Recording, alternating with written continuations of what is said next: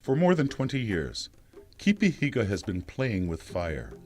A veteran fireknife dancer, he knows all too well the dangers of his profession. But fear doesn't keep him from the sport he loves, even after a tragic event on Maui brought him to the burn unit at Straub and changed the course of his life. I was at church and I was asked by my pastor to come and perform. We had an international night and I thought, sure, I've done it a million times. I started spinning my knife like I've done thousands of times before. But what happened is the stage that I was dancing on was newly lacquered, and there was an air-conditioned vent that was blowing, giving a lot of oxygen, so I could feel it when I was spinning my knife. The ground caught on fire, and the leggings that I was using caught on fire.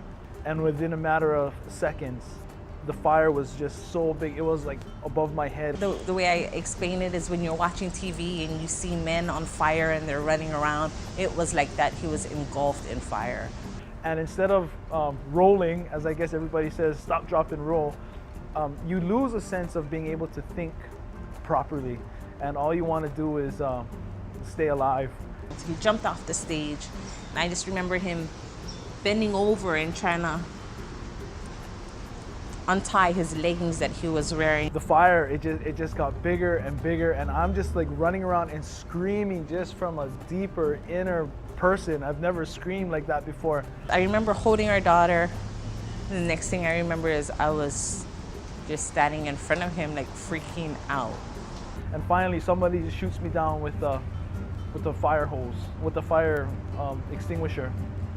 And at that point I realized something pretty bad just happened.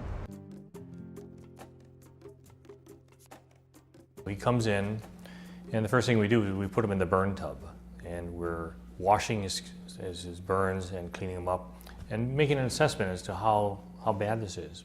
He came in at a 50% level, which means half of his body surface was burned. Straub is the only burn unit that could really handle a burn like that in the Pacific Rim. And so without this facility here, there really wasn't much of a choice. Burns are unique injuries, and they're potentially life-threatening. They require unique care. The skin is underrated many times. It's the biggest organ in the body. It thermoregulates us, keeps bacteria away from our system. And, but because of that, we can die of a thermal injury or burns of our skin within a matter of 4 to 5 days. I believe he went through 5 stages of operation to get him to the point where we would even consider allowing him out of the hospital. 5 operations replacing his burn skin with the good skin. At this point, I really didn't know what to think.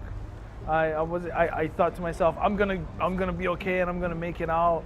And on the other hand, I thought, oh my goodness, this is really bad. From the very beginning, I told him this is not going to be easy. This is going to get bad. In fact, I tell all my burn patients, if your pain is this much now, before you got it, the pain will always get worse before it gets better. And I always reassure them that we're here for you in any way we can. I've definitely had my moments. I know I had a few cussing fits here and there. He was tough. He's a tough guy. But even tough guys feel pain. And a lot of the recovery is not only medicine, I think it's really the staff too. They made him laugh. They made him wanna, wake up in the morning. He'd be grouchy and they'd come in and and sometimes he needed to be sweet talked and sometimes he just needed a swift kick where it was, and they knew how to handle that, and I think that had a lot to do too with his recovery. When they first come in to me, and you look at it and you're like, wow, this is bad. This is really bad. And you work with them day in, day out, and you slowly see them progress. And then you see them walk out of here. They were wheeled in and they walk out. To me, that I get a high off of that. Some people never get over it. Now, Kipi, I understand he's gone back to fireknife dancing. So obviously, his mind is stronger than his body. And he has a strong body to start with. And I always told him that we would be here for him if he needed us. And now he's turned the tables around and he's there when we need him. Or he's always been there when I've needed him to speak to my patients that are going back to Maui.